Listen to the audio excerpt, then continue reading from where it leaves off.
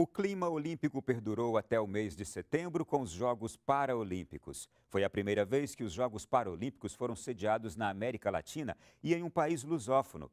Além disso, pela 9ª vez, o Brasil sediou um grande evento multiesportivo. E o Brasil encerrou neste domingo a sua melhor campanha na história em Paralimpíadas, com 72 medalhas, ficando então em 8º lugar. Pois é, na primeira colocação então ficou a China com 107 medalhas de ouro, na segunda colocação a Grã-Bretanha com 64 medalhas de ouro, em terceiro a Ucrânia com 41 medalhas de ouro. O Brasil, que lutava então pelo 5º lugar, acabou em 8º com 14 medalhas de ouro. Bom, apesar da 8ª colocação no quadro geral de medalhas, o Brasil se destacou e muito também na organização da cerimônia de abertura e de encerramento desses Jogos Paralímpicos. No penúltimo dia de competição, uma fatalidade. O competidor iraniano Ram Ghorbanerzad sofreu uma queda na prova de ciclismo. Ram tinha 48 anos e faleceu após sofrer uma parada cardíaca, enquanto era levado para um hospital na Barra da Tijuca. O diretor de comunicações do Comitê Paralímpico lamentou a morte do esportista. Este é o primeiro e espero que seja a última morte em uma Paralimpíada, mas acidentes acontecem no esporte. No vôlei sentado, o Irã ganhou de 3-0 do Brasil, um show de bloqueios com o gigante iraniano. No tiro com arco feminino, a Grã-Bretanha levou o ouro, prata e bronze. No salto em distância, classe T42, o alemão Harink Popov vence bate-recorde paralímpico com uma marca de 6 metros e 70 centímetros. No futebol masculino de 5, a Argentina levou o bronze com um pênalti de Maximiliano Spinillo. O Brasil venceu o Irã por 1-0. Na final da prova de vela, o ouro foi para a Austrália, na categoria Scud 18. No atletismo, a americana Tatiana quebra recorde paralímpico e é campeã dos 800 metros rasos. E no domingo, último dia de competição, quem levou o ouro na disputa da maratona foi a chinesa, com um tempo de 1 hora, 38 minutos e 45 segundos. Cambaleando, a japonesa não conseguiu terminar a maratona feminina T12. A brasileira Dineuza Dorta ficou com bronze. A final do vôlei sentado começou com 1 minuto de silêncio em homenagem ao ciclista iraniano. Os iranianos destronaram a Bósnia, campeã mundial e paralímpica no vôlei sentado, com a vitória de 3-1. E no rugby de cadeiras de roda, o ouro foi para a Austrália. O Japão ganhou o bronze contra o Canadá. Foram 11 dias de muita superação. Uma prova que a limitação física não é apenas um detalhe para quem sonha vencer. A cerimônia de encerramento foi recheada de homenagens e emoção. Um dos destaques foi a homenagem ao ciclista iraniano morto no sábado durante a prova de ciclismo de estrada. Eduardo Paes passou a bandeira das Paralimpíadas para Tóquio, que vai sediar os Jogos em 2020. No dia 13 de setembro, o mandato do ex-presidente da Câmara, Eduardo Cunha, foi cassado com o voto de 450 deputados. Todas as tentativas para suspender a votação ou abrandar a pena não avançaram. Depois do resultado, houve um certo enfrentamento entre Eduardo Cunha e parlamentares a favor da cassação dele. Foi uma derrota massacrante. 450 deputados votaram a favor da cassação e apenas 10 contra. Foram 11 meses do mais longo processo de cassação da história da Câmara dos Deputados. O ex-presidente da casa foi acusado de mentir na CPI da Petrobras no ano passado, ao negar ser titular de contas no exterior. Marcos Rogério, relator do processo, disse que documentos e informações de bancos suíços comprovaram que Eduardo Cunha era dono das contas e comentou o alto número de votos pela cassação. Eu não me surpreendi com o resultado porque eu conheço o processo, porque eu conheço a gravidade dos fatos e acho que o plenário deu uma demonstração de respeito, acima de tudo, à sociedade brasileira, ao povo brasileiro. Já o advogado de Cunha, Marcelo Nobre, disse que não havia prova de que o ex-deputado tinha mesmo contas na Suíça. Em sua defesa, Eduardo Cunha responsabilizou o governo atual e o PT por sua queda.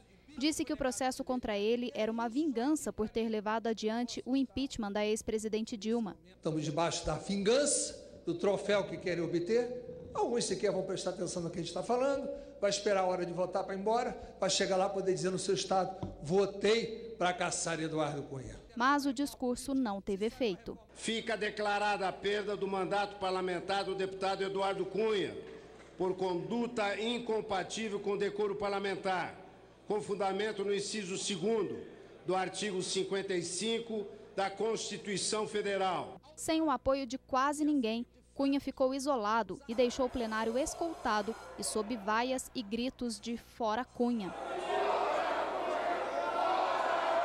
Foi um jogo político. Então, na verdade, há uma pauta que o presidente da casa, apoiado pelo governo, se associou ao PT. E era me caçar e conseguiu entregar a mercadoria. E disse que vai escrever um livro sobre os bastidores do impeachment. Eu vou contar, obviamente, tudo o que aconteceu no impeachment, diálogos com todos os personagens que participaram de diálogos comigo com relação ao impeachment. Esses serão tornados públicos na sua integralidade. Outubro foi marcado pelas eleições municipais brasileiras, com a maioria dos prefeitos das capitais sendo eleitos já em primeiro turno. Destaque para a eleição de João Dória, um não político eleito prefeito de São Paulo.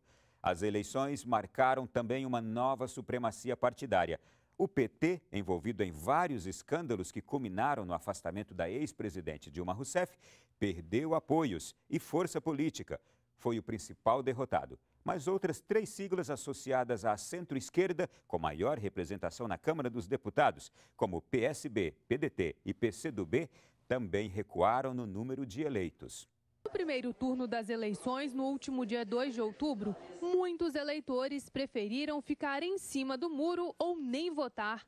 Em 10 capitais, a soma dos votos brancos, nulos e abstenções foi maior do que o número de votos dos candidatos que ficaram em primeiro lugar. Em Belo Horizonte e no Rio de Janeiro, 2 dos maiores colégios eleitorais do país, somando os votos dos 2 candidatos que passaram para o segundo turno, o número ainda foi menor do que os votos inválidos e as ausências. Aquele eleitor que deixou de comparecer às urnas ou que, comparecendo, digitou um número inválido ou votou em branco, esses votos e essas abstenções não são consideradas para o resultado da eleição. E todas as vezes que nós deixamos de escolher, deixamos de cumprir o nosso papel e delegamos ao outro a escolha, nós inclusive perdemos a autoridade de criticar depois aqueles que foram eleitos. Sempre entre 2 males existe um mal menor. Né? E nós, inclusive, como cristãos, nós temos que ter a responsabilidade das escolhas. Essa ideia de fazer como Pilatos, lavar as mãos, é entregar para os outros, muitas das vezes para os interesseiros e os interessados nessa política que afasta o povo das decisões, entregar para eles a decisão dos rumos da nossa política. Então nós temos que ter compromisso e responsabilidade. Tivemos campanhas mais sóbrias, mais modestas, as ruas mais limpas. Acho que esse é um dado positivo daquilo que eu falei antes quanto ao significado de gastos na campanha de 2012, mais de 6 bilhões, e agora estimado em 2 bilhões, um pouco mais. O presidente atribuiu a diminuição à mudança na lei. O presidente do Movimento de Combate à Corrupção Eleitoral rebateu as críticas de que restrição de doações de empresas possam aumentar o chamado Caixa 2. Aquele que tem o propósito de delinquir, ele irá fraudar de uma maneira ou de outra.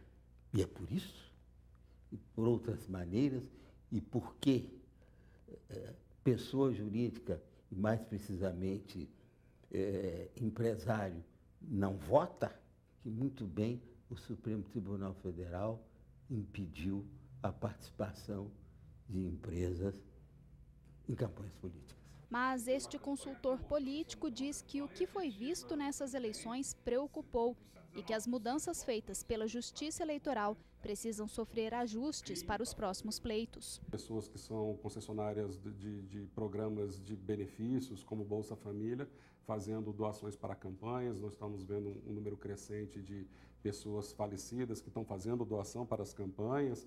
Nós estamos vendo pessoas que não têm renda contribuindo com valores vultuosos dentro dessas campanhas eleitorais. Provavelmente essas pessoas estão sendo utilizadas como laranjas, e a grande implicação que nós temos disso tudo é que, de repente, esse dinheiro é um dinheiro de uma fonte escusa, talvez do crime organizado, do tráfico de drogas. A gente não sabe exatamente de onde está vindo esse recurso, mas se são dinheiros escusos, deve esses vereadores que foram eleitos ou prefeitos que foram eleitos com esses recursos depois ter que pagar uma fatura muito cara, e em nome disso vai também a sociedade brasileira. No ambiente religioso, o arcebispo de Brasília e presidente da CNBB, Dom Sérgio da Rocha, é surpreendido com a escolha do Papa, que o nomeia cardeal. A notícia deixou a capital do país em festa. O novo cardeal brasileiro soube da sua nomeação através de outros irmãos bispos, minutos depois do anúncio feito pelo Santo Padre. A notícia mesmo veio de Dom Valdir. E ele disse: Marcondes, você já viu? Eu disse: não vi ainda. Dom Sérgio está cardeal. Então eu já saí correndo, muito alegre, e gritando: Dom Sérgio, uma notícia alegre. E ele disse: o que houve? Eu falei: sua bênção, eminência. E ele disse: deixe de brincadeira. Ele também não sabia. Apesar da surpresa, Dom Sérgio manteve a agenda dominical, que previa uma visita missionária a uma das regiões mais carentes do Distrito Federal. Fomos encontrá-lo celebrando nesta pequena capela. Jesus quer ver a gente caminhando na fé, caminhando como povo de Deus. Aqui mesmo concedeu a primeira entrevista depois da nomeação. Olha, para mim foi uma grande surpresa, porque embora houvesse algum comentário a respeito, não imaginava que pudesse acontecer essa nomeação. E eu estou recebendo essa notícia justamente numa visita missionária, uma visita pastoral missionária, que no meio do nosso povo, nessa comunidade dedicada a Nossa Senhora Rainha dos Anjos. Expressou sua consciência sobre o cardinalato. Fiquei emocionado, uma vez que são essas surpresas da misericórdia de Deus. Quando o Papa Francisco esteve em Aparecida, uma das suas palavras foi essa: deixar-se surpreender por Deus. É Ele que vai conduzindo a nossa vida. Reconheceu que receber a notícia em meio à visita missionária e em uma região tão simples é um sinal. Eu creio que esse é um sinal de que nós somos chamados a sermos sinais da misericórdia de Deus no meio de quem mais sofre. Se alguém recebe mais da igreja, deve ainda mais oferecer essa misericórdia que está no coração da igreja como mãe. Providencial essa notícia, encontrar o Dom Sérgio nas capelas, nas comunidades mais pobres da arquidiocese. Isso comoveu muito. Acompanhei o Dom Sérgio ontem a uma rápida passagem por lá. Ele ficou muito comovido quando soube da notícia, quis saber dos pormenores para dar sua atenção de pastor e a sua solidariedade. Um homem que derrama sua vida pela igreja, que dá seu sangue pela igreja, por isso os cardeais se vestem de vermelho. Um homem que é cheio do Espírito Santo e que transmite com simplicidade, humildade, mas firmeza, a fé, a doutrina, o amor de Jesus em toda a nossa arquidiocese. Novembro também foi um mês marcante. No dia 8 foi eleito o novo presidente dos Estados Unidos, potência econômica e política de maior influência no mundo. Mesmo com Hillary Clinton apontada como favorita em praticamente todas as pesquisas de intenção de votos e nas projeções feitas por institutos e pela imprensa, Donald Trump foi eleito o 45º presidente dos Estados Unidos. Em seu discurso de vitória, prometeu reunir a nação e reconstruir a infraestrutura do país, dobrando o crescimento econômico. Trump assegurou maioria em estados decisivos como a Flórida, Carolina do Norte, Ohio e Pensilvânia. Ele assumirá o cargo em 20 de janeiro. O republicano prometeu reunir a nação e reconstruir a infraestrutura do país, dobrando o crescimento econômico. Disse que será presidente para todos os americanos. Donald Trump agradeceu aos seus pais, disse que foram ótimos pais em todos os aspectos, que aprendeu muito com eles. A vitória de Trump encerra uma das campanhas mais polarizadas da história recente dos Estados Unidos. No Brasil, outros fatos na política marcaram o mês. O ex-governador do Rio de Janeiro, Antony Garotinho, foi preso por agentes da Polícia Federal. Garotinho é investigado na Operação Chequinho, que apura o uso do programa social Cheque Cidadão para compra de votos na cidade de Campos dos Goytacazes. E como se não bastasse, no dia 17, outro ex-governador do Rio de Janeiro, Sérgio Cabral, também foi preso pela Operação Calicote, um desmembramento da Lava Jato que investiga recebimento de propina em obras no Rio. Cabral foi acusado de liderar um esquema que desviou mais de 220 milhões de reais em contratos com diversas empreiteiras para obras no estado. Foram relatados um esquema que consistia na cobrança de propina das empreiteiras pelo governador Sérgio Cabral, pela organização criminosa liderada por ele, de grandes obras executadas no estado do Rio de Janeiro. Nós esperamos que em 2017 a política brasileira nos reserve melhores notícias. No dia 19 de novembro, os olhos dos católicos de todo o mundo se voltam para o Vaticano, na cerimônia de criação de 17 novos cardeais, dentre eles o brasileiro Dom Sérgio da Rocha, 56 anos, conhecido por envolver-se com trabalhos comunitários. Ele reconhece que o título cardinalício é uma responsabilidade a mais. Eu digo que é graça de Deus em relação a mim, mas é dom de Deus para a igreja, já que o cardeal deve estar a serviço da igreja, deve ser um servidor da igreja. E eu então agradeço muitíssimo a Deus pela graça que está me concedendo, mas compartilho a alegria desta graça com todo o povo de Deus do Brasil. E eu tive a ocasião agora há pouco de dizer ao Papa Francisco que o abraço que eu estava dando a ele era o abraço do povo brasileiro, era o abraço da igreja do Brasil. E ele mais uma vez pôde confirmar o quanto ele ama o Brasil. Então, nós nos sentimos amados pelo Papa. Primeiramente o cardeal, mas também eu creio que a igreja no Brasil, o povo brasileiro, sinta-se abraçado pelo Papa, abençoado pelo Papa. Eu mesmo senti que ele abraçava a igreja no Brasil, o povo brasileiro, especialmente os irmãos e irmãs que passam por situações mais difíceis. Mas também, além de compartilhar a alegria, mais uma vez eu peço de coração a oração de todos, porque eu tenho necessidade ainda mais da graça de Deus para poder cumprir essa missão que Deus me concede através da igreja. O Papa Francisco mesmo tem mostrado como é que ele quer que os cardeais vivam, mas não é só ele, eu creio que sempre na história da nossa igreja a proposta é justamente essa do cardeal, ter um coração misericordioso, ser acolhedor, ser servidor de todos, especialmente dos mais pobres. Então esse é um momento que é de alegria, um momento de ação de graça a Deus, mas também de muita esperança. A esperança de continuar a contar com a graça de Deus, a esperança de continuar a contar com a presença amiga de tanta gente, mas sobretudo com a oração da igreja no Brasil. No dia 20 de novembro é encerrado o Ano Santo Extraordinário da Misericórdia em todo o planeta. O Ano Santo marcou 2016 com muitas obras de caridade e um envolvimento maciço de fiéis nas igrejas de todo o mundo. Peregrinos aproveitam os últimos minutos para atravessar a Porta Santa e ganhar a indulgência plenária, a remissão do mal causado como consequência dos pecados já perdoados. Na Basílica de Santa Maria Maior, no início do ano, Francisco afirmou: cada um que passa por aqui sai na certeza de que terá consigo a companhia de Nossa Senhora. O cardeal responsável por esta basílica, abriu e castelou, lembrou que a porta simboliza Jesus, que se apresentou como a porta das ovelhas, e que no Ano Santo Jesus estava examinando nosso amor para com Deus e com os irmãos. No fechamento da porta, silêncio e comoção. Na presença do clero e dos fiéis da Diocese do Papa, a Porta Santa foi fechada.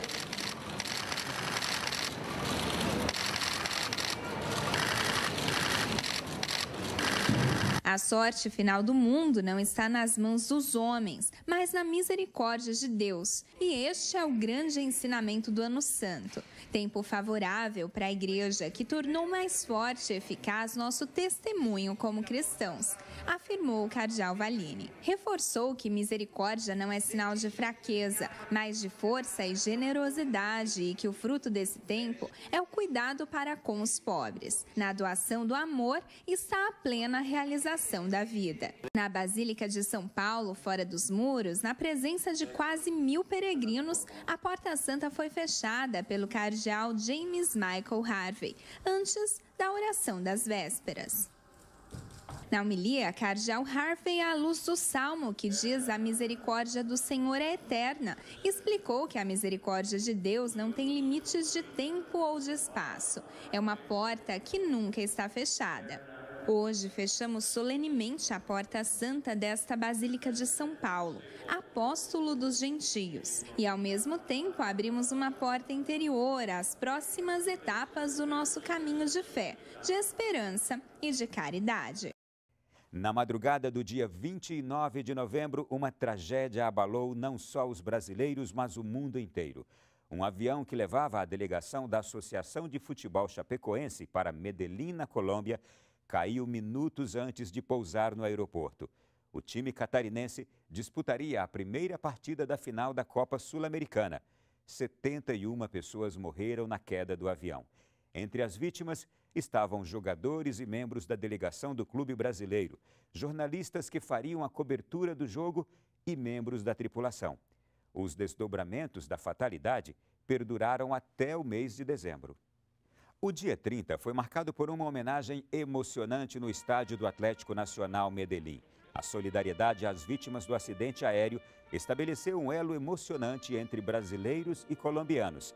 Na noite em que os times da Chapecoense e do Atlético Nacional deveriam entrar em campo para o primeiro jogo da final da Copa Sul-Americana, o estádio Atanásio Girardot, palco da disputa que não aconteceu, ficou lotado num espetáculo de fé, comoção e solidariedade.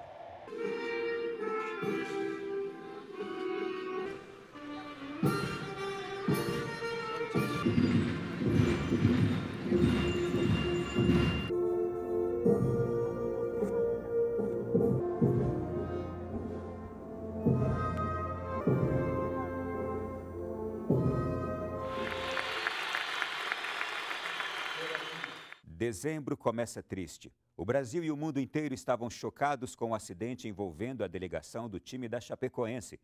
Todos abraçaram Chapecó, município brasileiro do estado de Santa Catarina. Começaram as demonstrações de solidariedade e carinho vindas de todas as partes do mundo. Os funerais com todas as vítimas aconteceram nos dias 3 e 4 de dezembro.